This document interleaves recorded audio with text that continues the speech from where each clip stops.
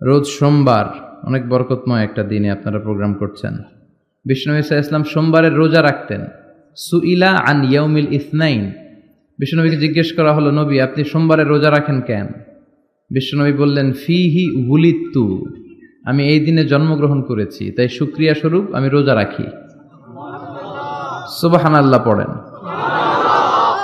এজন্য বিষ্ণু ঈসা ইসলাম ওনার জন্মদিবসটাকে উদযাপন করতেন শুকরিয়ার মাধ্যমে, রোজা রাখার মাধ্যমে। এজন্য বিশ্বনবী সাল্লাল্লাহু আলাইহি ইসলামের জন্মদিবস অনুযায়ী যদি আপনারা ওই দিন অনুযায়ী কোনো আলোচনা প্রোগ্রাম করেন খুব ভালো, আর সেলিব্রেট করলে রোজা রেখে সেলিব্রেট করবেন, শুকরিয়া যে আমরা বিশ্বনবীকে পেয়েছি। বিশ্বনবী এমন নবী যে নবীকে বাদ দিলে কোরআন বোঝা যায় না, যে নবীকে বাদ দিলে হাদিস বোঝা যায় না, যে নবীকে বাদ দিলে হজ বোঝা যায় না, যে নবীকে বাদ দিলে ইসলাম বোঝা যায় না।